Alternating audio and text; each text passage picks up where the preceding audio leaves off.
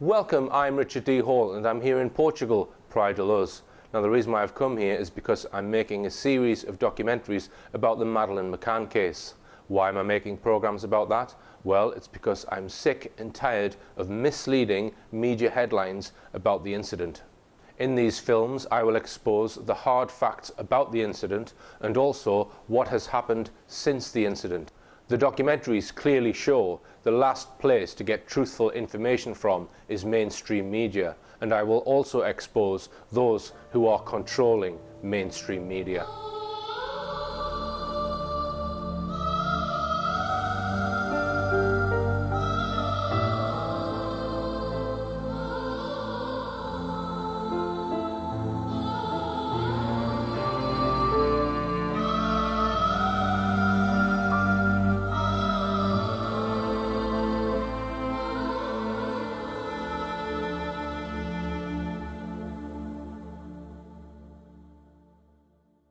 In our first two shows, we've examined some of the key statements made by the McCanns and their friends about what they insist was the abduction of Madeleine. We saw how there were numerous changes of story and outright contradictions. And we saw how the stories surrounding what was supposed to be the last time Madeleine was seen by anyone other than the McCanns, namely their close friend David Payne, was riddled with a series of clear contradictions. The accounts of this supposed visit, when Dr. Payne claimed to have seen all three children dressed in white pyjamas and looking angelic, were so at odds with each other that anyone would have had good reason to doubt whether this visit ever took place at all. We referred to the report of Police Inspector Tavares de Almeida, who at the time the McCanns were pulled in for questioning filed a detailed report giving numerous reasons why the police were sure that Madeleine had died in the McCanns' apartment and that therefore they must have hidden her body. And then finally we examined the convincing evidence provided by one of the world's top dog handlers, Martin Grime, and his two cadaver dogs, Eddie and Keeler, who alerted to the scent of a corpse in 11 places and to blood at some of those locations. We then saw how the McCanns struggled in all sorts of convoluted ways to try and explain why the dogs alerted to the smell of human cadaver and blood. Now it's time to throw light on a matter that's never been covered before on any film, TV documentary or YouTube video, nor in any newspaper articles, for the simple reason that this subject is too hot for others to handle. For the first time on film, we're going to take you right behind the scenes and expose what has really gone on in the private investigations mounted by the McCanns. You'll be able to judge for yourselves whether this much trumpeted and expensive private investigation was ever about a wholehearted search for Madeleine, or whether this operation might have had a wholly different purpose. But before we go to the extraordinary details of what the McCanns' private investigators were really doing, how was it all funded? Most of it, from what we have been told, was in fact funded by you, the great British public. Just 13 days after Madeleine was reported missing, and at a time when she could have been found at any time, the McCanns launched a fund, which was officially called Madeleine's Fund, leaving no stone unturned. Let's now take a little look at how and why this fund was set up in the first place. Exactly when it was that the McCanns thought of setting up a fund to find Madeleine is not really certain. In her book, Madeleine, Kate McCann explains it like this. On page 120, she says, Jerry had set himself the challenge to leave no stone unturned. There were so many people who desperately wanted to help. Jerry's call to arms spurred them into action. Then she says, Jerry McCann's sister, teacher Philomena McCann, sent a chain mail around the world asking every recipient to help find our little girl, followed by her claim that this led to a first conversation between Philomena and Callum McRae, a former pupil of hers and an IT whiz kid, about establishing a website for Madeleine. 4 pages on in her book, Kate introduces the shadowy group called the International Family Law Group. They appeared to consist of just a barrister who didn't give his name to the McCanns and a paralegal. Later, a third shadowy figure joined them from an organisation called Control Risks Group, who said, "Just call me Hugh." The barrister had apparently offered the McCanns help immediately he heard the news about Madeleine going missing. It was on Friday the 11th of May, barely a week after Madeleine had been reported missing, that these two men of mystery, the barrister and the paralegal, flew out to Praia Da Luz. No one knows who paid for this visit, so we are invited by the McCanns to believe that this was the selfless act of a good Samaritan. However, on page 125, Kate McCann does tell us a little more about this third figure. It transpired that he was a former intelligence officer, now a kidnap negotiator and counsellor. She then explains why the fund for Madeleine was set up. We had discussed the offers of help that were pouring in, including many financial pledges.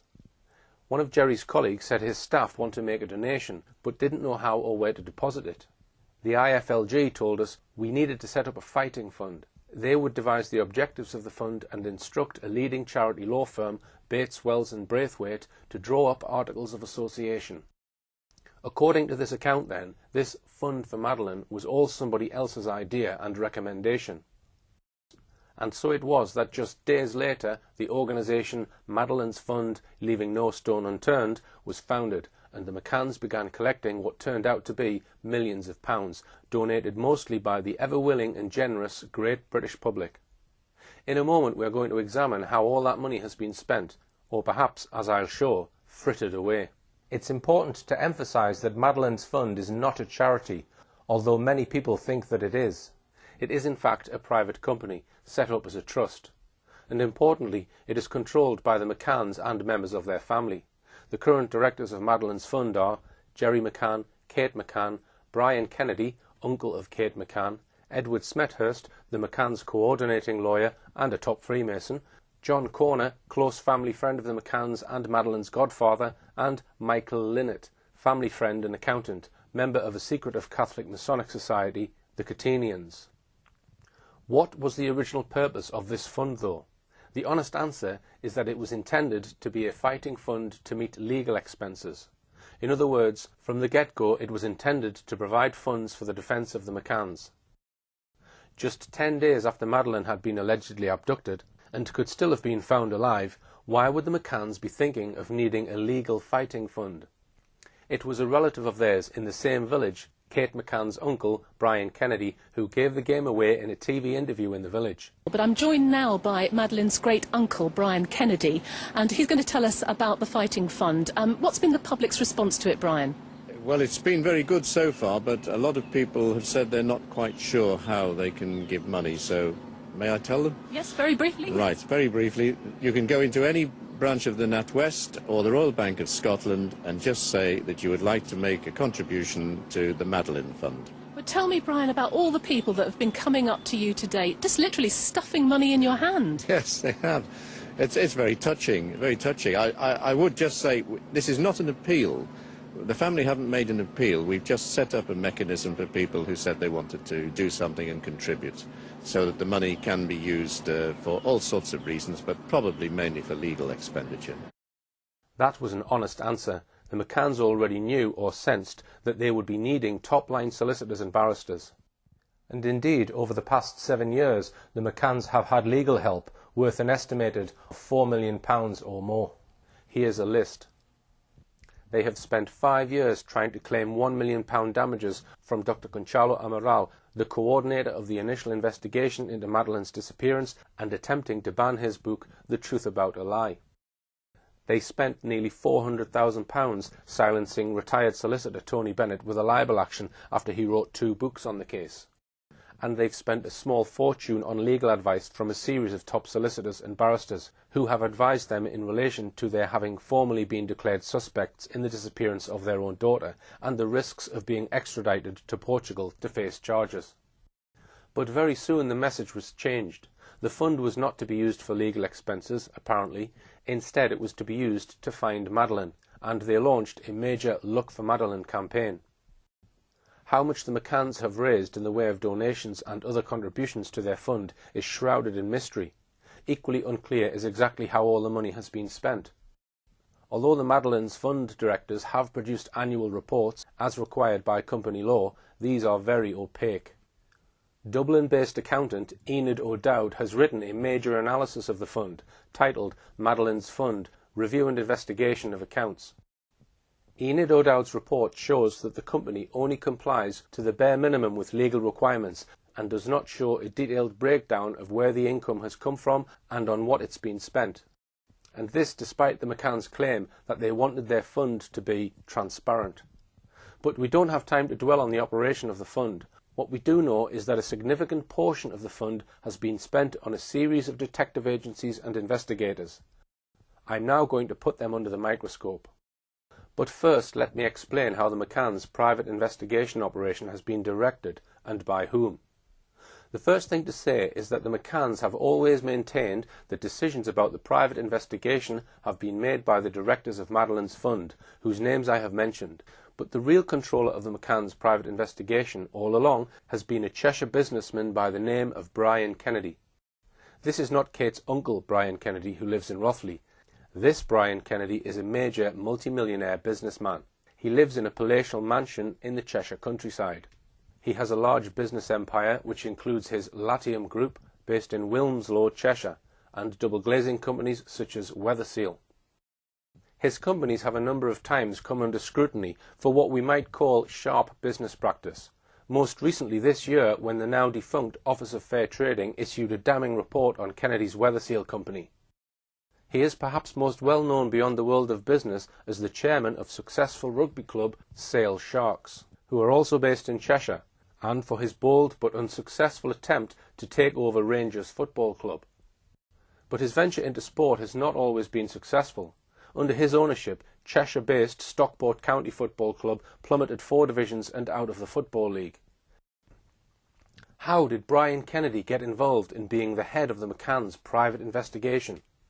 In her book, Kate McCann gives this account. On Wednesday the 12th of September, just 3 days after the McCanns had returned from Portugal, Jerry was contacted by Edward Smethurst, a commercial lawyer. He represented a businessman called Brian Kennedy, a successful entrepreneur who owned various companies, including Everest Windows. He said that Brian, like many people, had been following the unfolding drama of Madeleine's disappearance. And now, seeing things going from bad to worse, he could no longer stand idly by and watch. And so it was that just 2 days later, a top London lawyer, Angus McBride from city firm Kingsley Napley, drove all the way up from the south to Rothley to pick up the McCanns and drive them to a meeting in London where they met with Kennedy for the first time, and a battery of top lawyers. The McCanns claim that it was only after this meeting that Brian Kennedy devised his campaign to run a private investigation to find Madeleine. Kennedy promptly bought a house in Knutsford, again in Cheshire, as the base for his investigation. He and the McCann team have been very secretive about this base, but clips of it were shown in a Channel 4 documentary on the case, shown in May 2009. Kennedy made 2 swift decisions. He appointed an expert in money laundering, Gary Hagland, as his British-based lieutenant, whilst at the same time making the seemingly bizarre decision to appoint a highly controversial Barcelona-based detective agency, Metodo 3, translated as the Third Method, to try and locate Madeleine. So let's take a look at Gary Hagland and what we know about him and his work for Brian Kennedy and the McCann team. Here's a summary of what we know about his personal history. He was born in 1954 and is now 60. He appears to be unmarried. We know that he worked in a branch of the security services in the Criminal Intelligence Department of Hong Kong Royal Police from 1979 to 1985, when he appears to have returned to England and settled in a comfortable apartment in Nottingham. What he did for the next 6 years is a mystery, but in 1991, at the age of 37, we find him employed as an Associate Director of Compliance at accountancy firm Albert E. Sharp & Co.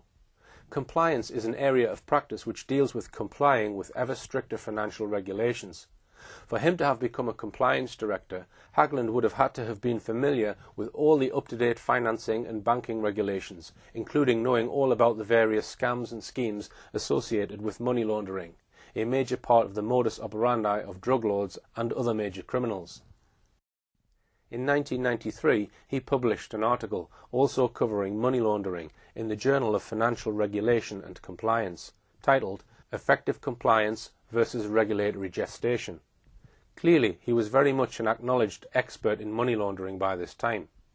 During the 1990s, he suddenly becomes the director of a number of companies whose precise purpose is obscure. And then in 1999, we find an article about him in a journal called Money Laundering Bulletin. 2 years later, in 2001, we find an article about him in the Financial Times Director magazine, where he is described as follows. Gary Hagland is a consultant with law firm Rag & Co, advising clients on the active management of compliance risks, including money laundering. Mr. Hagland paints a broad picture of the type of non-financial services businesses that may well be targets for the money launderer. According to Mr. Hagland, a problem for companies in complying with anti-money laundering activities is that their prevailing culture and ethos does not lend itself readily to accommodate skepticism about prospective customers. Rather, the opposite is likely to be the case. To tackle the possible threat of being unwitting accomplices to a money laundering scheme, the challenge for non-financial businesses is to change their mindset, their core attitudes. The reputational focus of most businesses is clearly not on money laundering, says Mr. Hagland. The risks associated with money laundering are clear enough. Money laundering is a criminal offence. Any individual caught helping to process the proceeds of crime faces a lengthy sentence. Companies which stand accused of assisting with money laundering operations also risk substantial damage to their reputations. But how can you tell a money launderer? Money launderers are extremely well funded, well advised, and make use of technically elaborate and sophisticated schemes to cover their tracks. We are left in no doubt at all. Gary Hagland is a sought-after man because of his experience in one thing in particular: money laundering.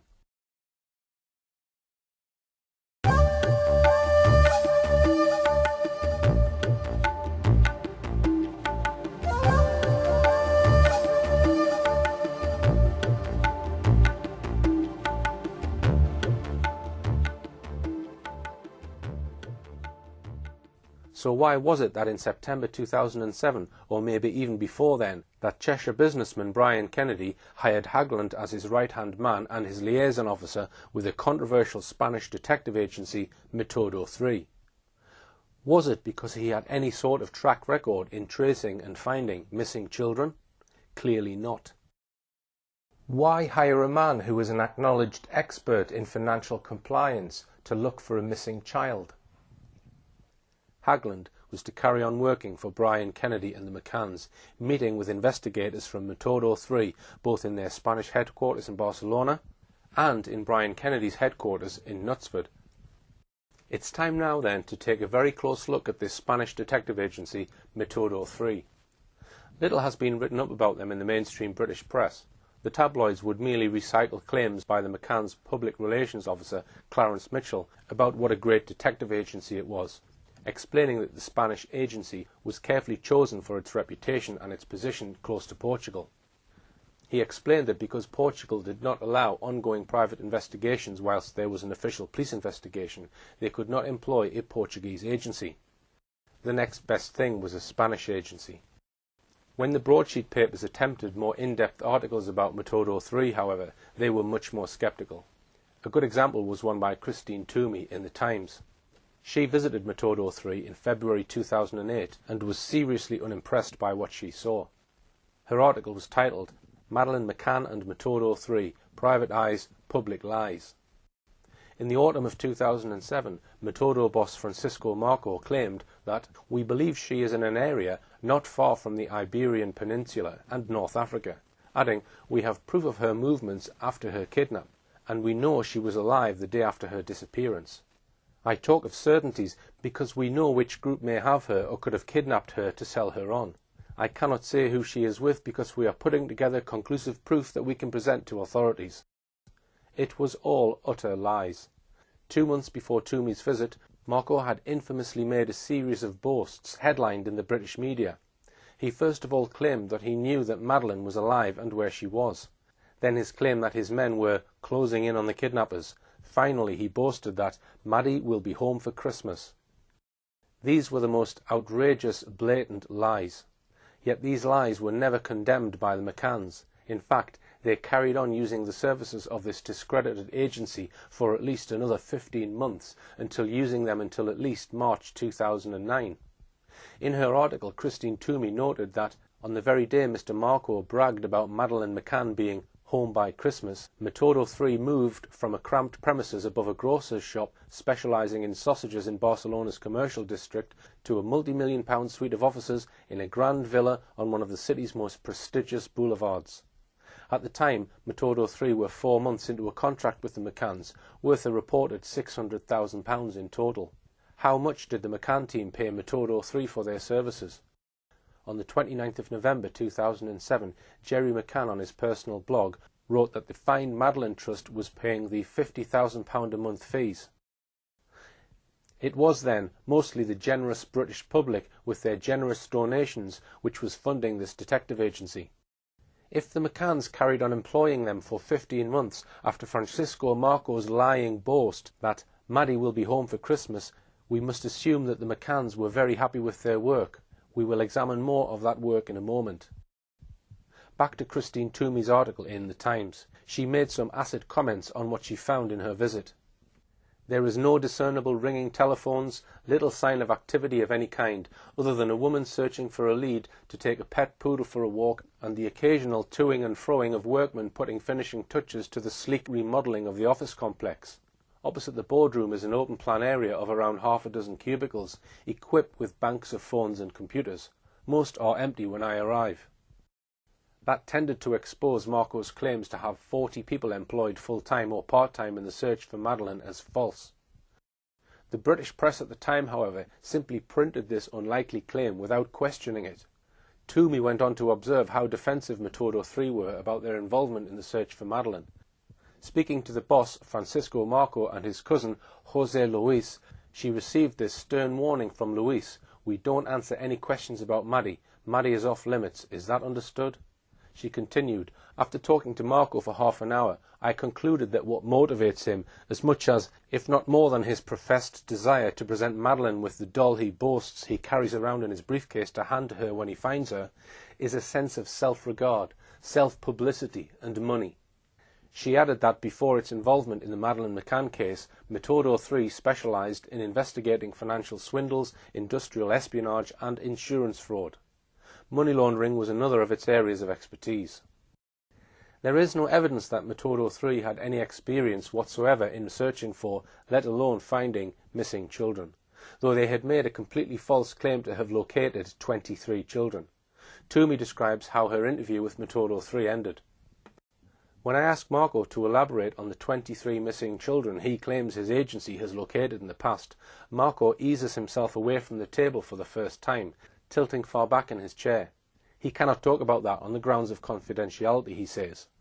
Shortly after this, his cousin José Luis, who has sat mostly silent until now, calls time on the interview with a chopping motion of his hand. It's clear that Metodo 3 had a very controversial history. One journalist who investigated them by visiting Barcelona spoke to the police and other reputable detective agencies there. All of them, without exception, described Metodo 3 as a disreputable, dodgy, rogue agency. One Spanish private investigator told the Daily Mail, "Metodo 3 have portrayed themselves as the best investigators in the world. The truth is, they are nothing of the sort. Their murky background is riddled with controversy." Why would the McCanns choose the most disreputable private investigation agency going in Barcelona? Metodo 3's boss, Francisco Marco, was described by leading Portuguese criminologist Mr. Moita Flores as a crook, and indeed last year Marco was arrested and charged with spying on a leading Spanish politician by illegally recording her private conversations in a restaurant. It caused a major scandal in Spain. Also arrested with him was his colleague Julian Peribinez, one of Metodo 3's men most involved in the Madeleine McCann case. He soon admitted his guilt, having confessed to planting illegal bugging devices in the restaurant.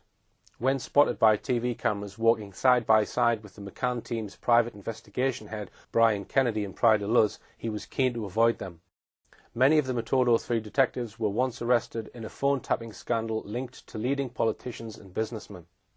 5 senior members of Metodo 3, including Francisco Marco, were held in 1995 amid claims of industrial and political espionage, with Marco's mother, Martina Fernando Lado, 57, who founded the agency in 1985, being led away in handcuffs. She was arrested as she handed a client a cassette containing an allegedly illegally phone-tapped conversation. At the same time, police raided Metodo 3's Barcelona offices, seizing handguns, ammunition, listening equipment, cassettes and transcripts of illegally taped phone calls. Subsequently, Mrs. Lado was found to have made phone calls offering a telephone tapping service for a fee of around £20,000. Mrs. Lero's husband, Francisco Marco Poilo, and Marco's brother, Francisco Gabriel Fernandez Lado, were also arrested. Also, Sergio San Celestino, an employee of Spanish telephone company Telefonica, was suspected of illegal phone tapping and was proved to have close links with employees of Metodo 3. Amazingly, the prosecution of Metodo 3 was inexplicably dropped. None of them were convicted at that time for their alleged illegal phone tapping and firearms crimes. Not long after Christmas 2007, the McCann team nearly suffered another major embarrassment when their lead investigator on the Madeleine McCann case, Antonio Gimenez Razo, once described as Metodo 3's detective in charge of special operations, was arrested on serious criminal charges. They only escaped embarrassment by some clever spinning of their chief public relations officer, Clarence Mitchell.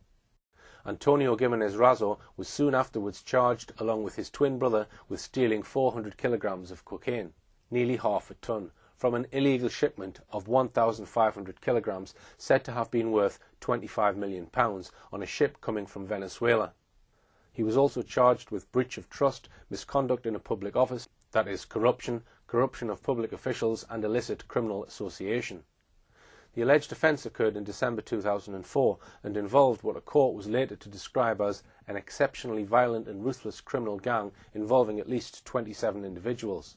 It emerged that Gimenez Razo had until December 2004 worked as a chief inspector in the Drugs and Organised Crime Unit for the Barcelona Regional Police. He had left the police under mysterious circumstances just when an internal investigation was looking into how those 400 kilos of cocaine had disappeared. He then went to work for the controversial Metodo 3 detective agency in August 2005, joining the McCanns team's private investigation 2 years later. He spent the next 4 years in jail, remanded in custody. After a long process of investigation, during which the criminal gang tried various means, including making violent threats to the prosecutor to disrupt the matter coming to trial, and then try to wreck the trial itself, Gimenez Razo was lucky to escape without punishment, as his active participation in the work of the gang could not be proved. But the judge admonished him sternly, telling him that as a former senior police officer he had become far too close to the gang members. How deeply had Gimenez Razo, this close associate of drugs lords and crime gangsters, been involved in working on the Madeleine McCann investigation? Very deeply.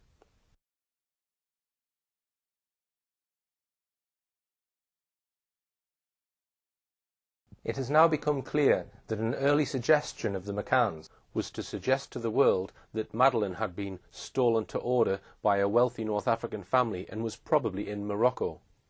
The McCanns visited Morocco in June 2007 and promoted Madeleine's disappearance while they were there. A number of people visiting Morocco claimed to have seen Madeleine, but that was at a time when the media frenzy was at its height and Madeleine was being seen here, there and everywhere. Once Brian Kennedy was made the operational head of the McCanns' private investigation and he had appointed Gary Hagland as his liaison man with Metodo 3, the two men lost no time in working out a detailed plan which focused on promoting the notion that Madeleine was most likely in Morocco. Hagland was sent to London to discuss the Moroccan project with a former MI6 colleague who worked on the Foreign Office's Moroccan desk. A huge boost to what we might term the McCanns' Moroccan project came when there was a burst of media speculation in late September 2007 about whether a white girl being carried on the back of a Moroccan peasant woman could be Madeleine McCann. As it turned out, the girl, Bushra Bashina, was proved just days later to be a Moroccan girl being carried by her mother.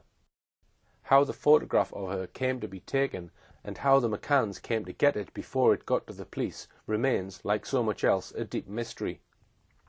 It was clearly the McCann team who briefed the press and gave the media the photograph in question. Here is how Kate McCann explains it all in her book. On the 25th of September, we heard that a little blonde girl resembling Madeleine had been spotted with a group of Moroccan peasants. We received a photograph. She doesn't explain who took it, nor how it got to them. She goes on to say that the child looked too young to be Madeleine, adding that the picture was too grainy for us to be absolutely sure. The day the photograph appeared in all the British press, 25th of September, as Kate says, a contingent of the press pack jumped on planes to Morocco to try to track down Madeleine. She then explains that Brian Kennedy called us later that evening to ask if we would like him to fly out to Morocco to find out for certain. Kate says they were not sure this was necessary or wise, but she says off went Brian on his plane, his own private jet, to northern Morocco. It sounds as if this was just a spur-of-the-moment decision by a genuine man just wanting to do all he could to find Madeleine.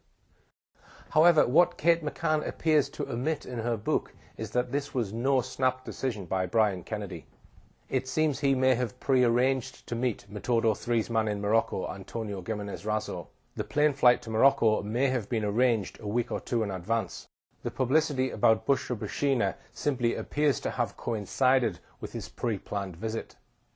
Antonio Gimenez Razo, a Spaniard, was the McCann team's main man in Morocco, also a Spanish-speaking country.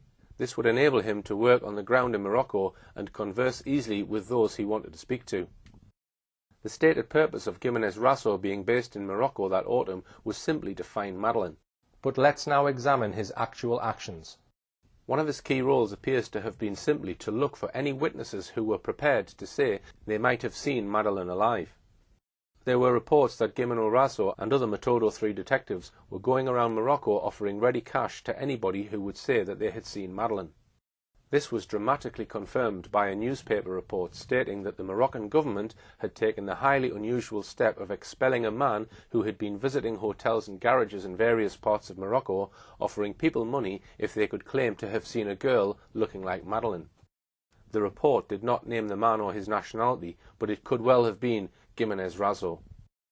After this, we suddenly find Antonio Gimenez Razo and his boss, Francisco Marco, turning up at the Portimao police station, which was the headquarters of the official investigation in Portugal. They were there to talk to the Portuguese police. This was on the 13th of November 2007, and with them for this most important meeting was the man directing the McCanns' private investigation, Cheshire multimillionaire Brian Kennedy. So what was this meeting between the Portuguese police and the McCanns' private detective all about? It had come about with the help of Gimenez Razo. He had used his various connections with the police in Barcelona to get the Barcelona police chief to ring his opposite number in Portugal and ask for a meeting. He said that Metodo 3 had vital evidence about who might have taken Madeleine. The meeting was duly arranged, and Brian Kennedy jetted in from Cheshire to meet 3 Portuguese police officers. The Metodo 3 men had flown several hundred miles to attend this meeting. Kennedy flew some 1,500 miles. They must have considered it worth it. There, the 3 men wove elaborate and believable tales about 3 possible suspects. The Portuguese police took notes. They followed up what may have seemed promising leads to them. None of them came to anything. The only purpose they served, in fact, was to waste valuable police time. We have established, then, that Gimenez Razo spent 4 years in prison, remanded in custody for offences connected with his associations with members of a violent criminal gang. We have established that the McCann team not only employed him, but that he was the leading detective used by the McCanns. When Gimenez Razo was arrested in February 2008, the press immediately pointed out that he was one of the McCanns' private detectives. How did the McCann team react? They denied it outright. Their spokesman, Clarence Mitchell, said, "He is not one of our team." It was an outright, outrageous lie, as we've just shown. That wasn't the only meeting that Brian Kennedy had that day, however. Let's have a quick look at the other meeting he had that evening. His meeting was at a villa near Praia Da Luz called Sal Salito. It was at the home of Ralph and Sally Everley, the aunt and uncle of Robert Murat, the man who was made the first formal suspect over the reported disappearance of Madeleine back on the 15th of May that year. So in the distance there you can just see the property of Sal Salito. I'll just point to it. This is it here. The Everley's property, Sal Salito. And this is the location that the Portuguese police searched in connection with the Madeleine McCann disappearance. It was a high-powered meeting. Robert Murat was there, so was his high-powered lawyer, Francisco Pagaret. Brian Kennedy also brought his lawyer along, the equally high-powered lawyer, Edward Smethurst. Smethurst had been for years Brian Kennedy's in-house lawyer for his Latium Group business empire. He had also been appointed, allegedly at a meeting on the 14th of September in London, as the coordinating solicitor for Kate and Jerry McCann. In addition, he was a top Freemason. He is a senior Freemason in the East Lancashire Masonic Province, and is also called Past Worshipful Master of his lodge. Smethurst had been fully involved in the Masonic movement since his teens, after his father died suddenly in a mysterious fire. His mentor in the lodge was the former head of legal services at British Nuclear Fuels Limited, Alvin Shuttleworth. After he qualified as a lawyer, Smethurst was given the job of assistant legal officer by his mentor Shuttleworth, where he soon became involved in defending compensation claims from leukemia victims in Cumbria who lived near the Sellafield nuclear site. In November 2007, Smethurst appeared in a panorama programme on Madeleine's disappearance. It was quite clear when Kate and Jerry came back to the UK that they were subject to an open season of abuse in the media. They'd obviously gone through the tragedy of having their daughter taken in very unfortunate circumstances. And to make matters infinitely worse, we're now subject to a trial by media. So the main question we have to ask about this meeting is, what was it for? Here in the same room together we had the first suspect, Robert Murat, and his lawyer, Smethurst, the lawyer for the second and third suspects, the McCanns, and the McCanns team's head of their private investigation, Brian Kennedy. The meeting was kept secret, but leaked out in local Portuguese newspapers. Kennedy was asked why he had flown out all the way for a private meeting with the then chief suspect, Robert Murat. He replied, to offer him a job helping to find Madeleine. You can judge for yourself how credible an explanation that was.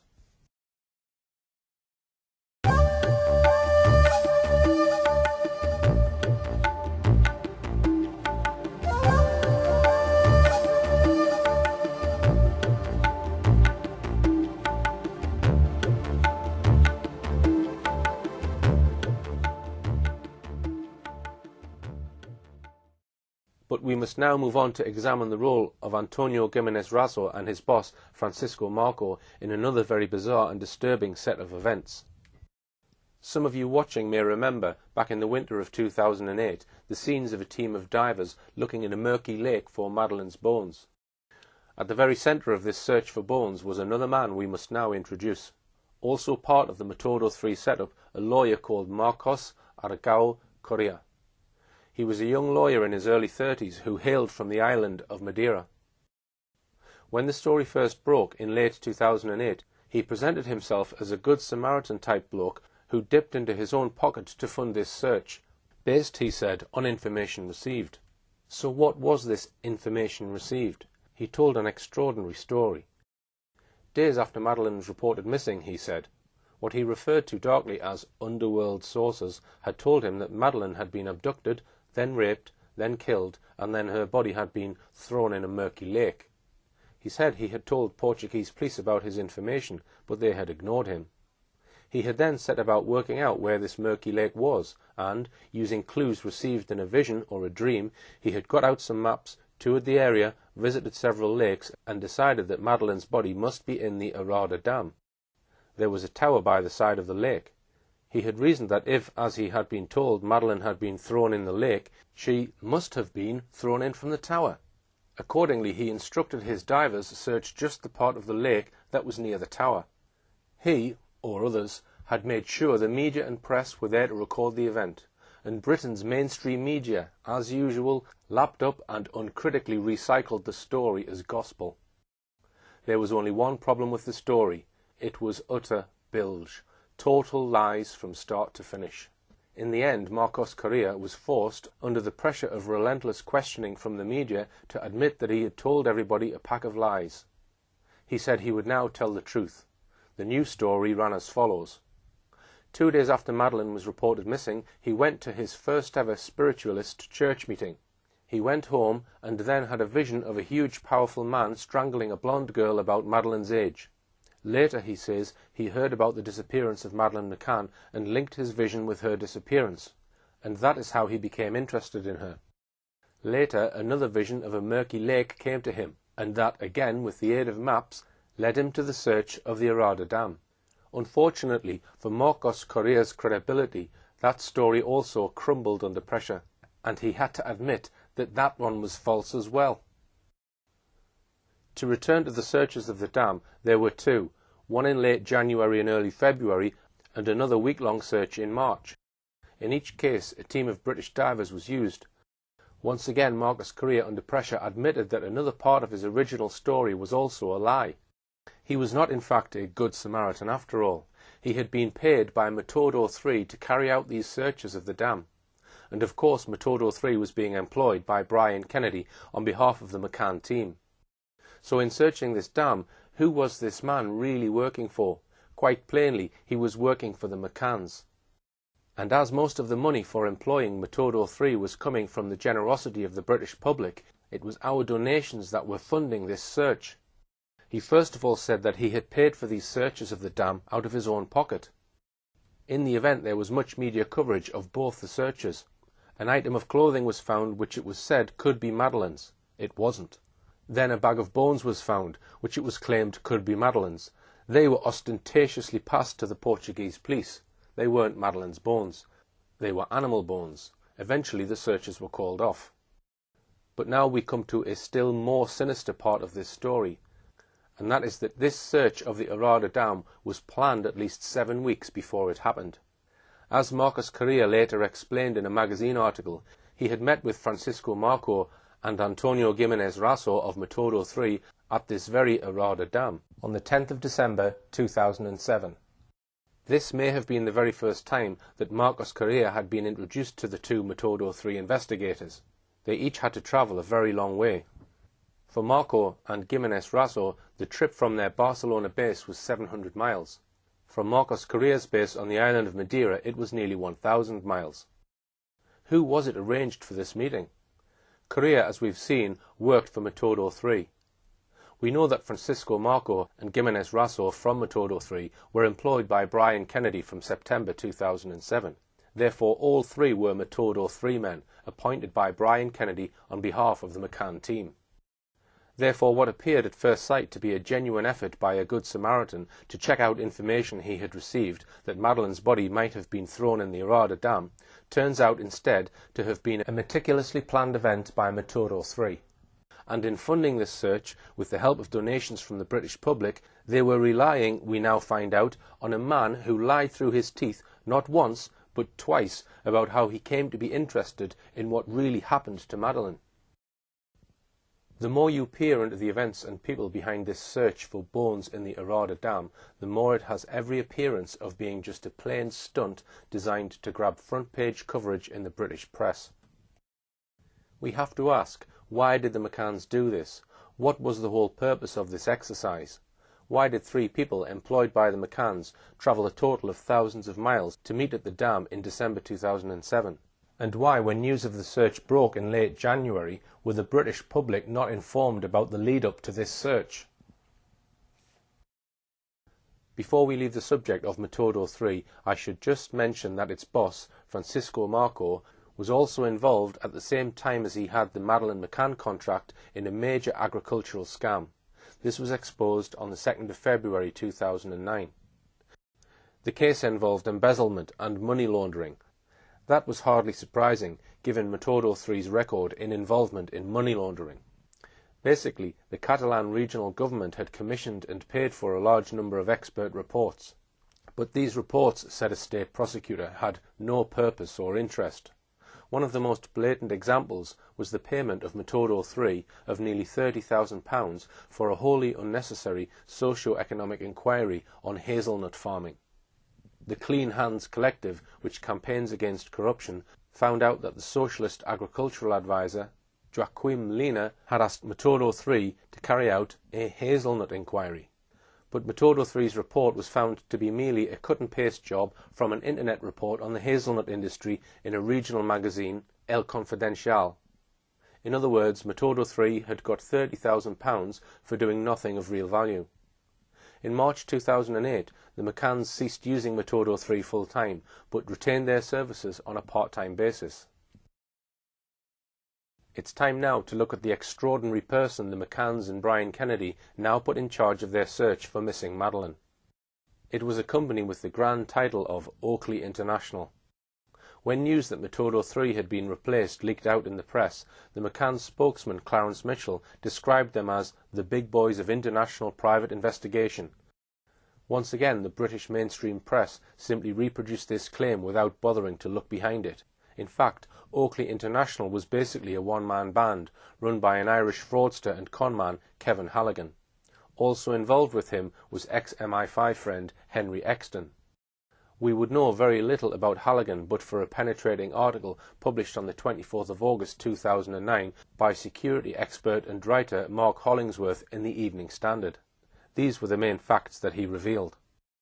Brian Kennedy and the men he employed, such as Metodo 3 employees we've looked at, scared off witnesses, talking to them so aggressively that some of them later refused to talk to the police, wasted funds and raised false hopes.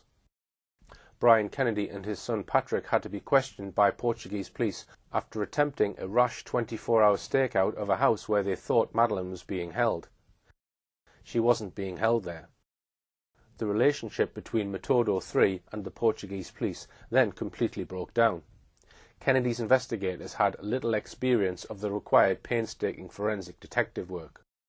In his article, Hollingsworth noted that Exton had once worked for MI5 but was sacked after being arrested, caught leaving a tax-free shopping area at Manchester Airport with a bottle of perfume he had not paid for.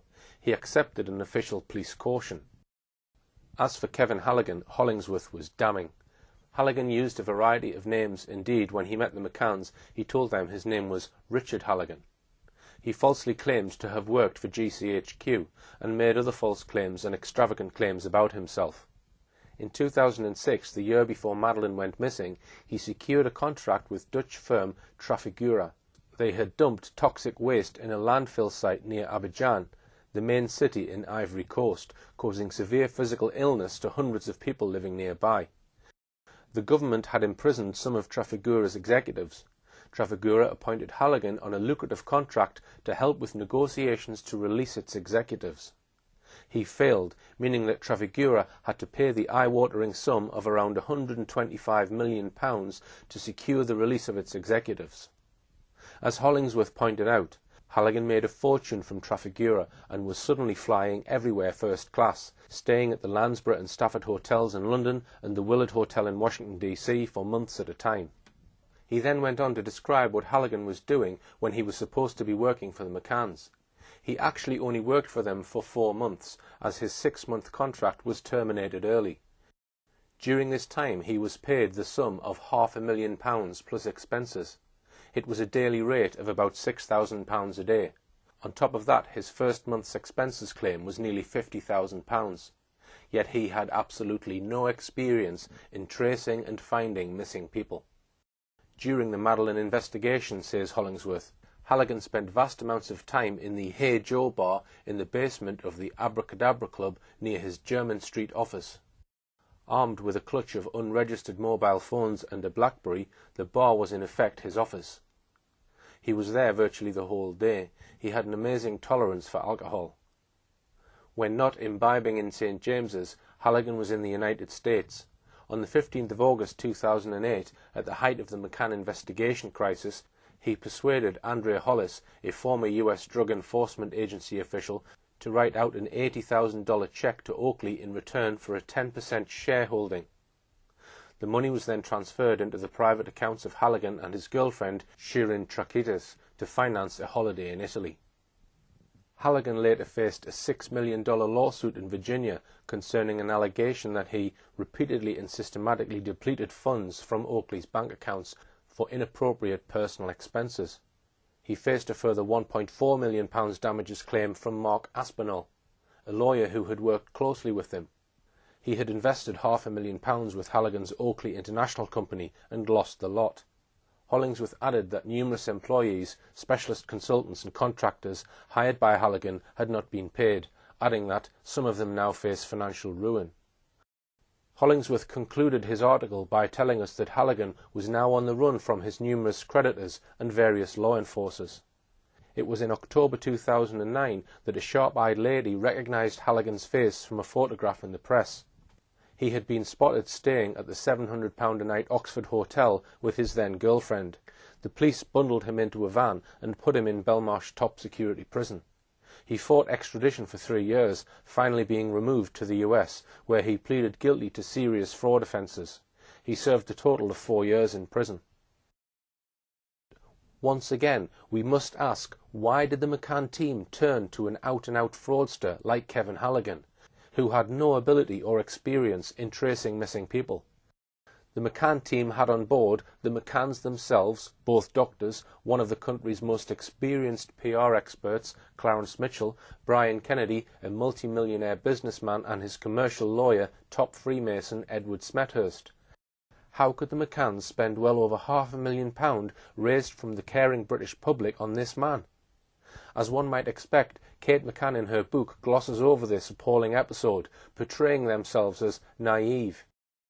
She wrote, "The first and second phases of the contract, April to July, ran fairly smoothly. Oakley had put in place systems to gather, collate, prioritise and follow up information coming in. There is little doubt at that stage progress was being made. But that simply wasn't true. Halligan achieved nothing.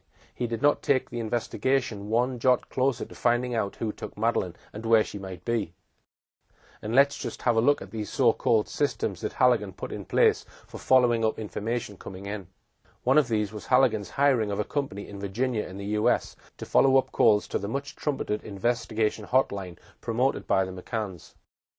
This was a telephone number published on the McCanns' website, Find Madeleine, which had the strapline, "Pick up the phone and bring Madeleine home." Its director, Johann Selle, however, told the Mail on Sunday that neither the McCann team nor Kevin Halligan nor anyone else had followed up the single call made to the so-called hotline. This was what Daniel Boffey of the Mail on Sunday wrote. The headline ran, "iJet director claims that the McCanns never followed up calls to their telephone hotline. Madeleine McCann investigator didn't listen to any tip-offs given to hotline." He continued, "Perhaps of most concern about Halligan is the lack of attention paid to the hundreds of phone calls received to the Madeleine hotline.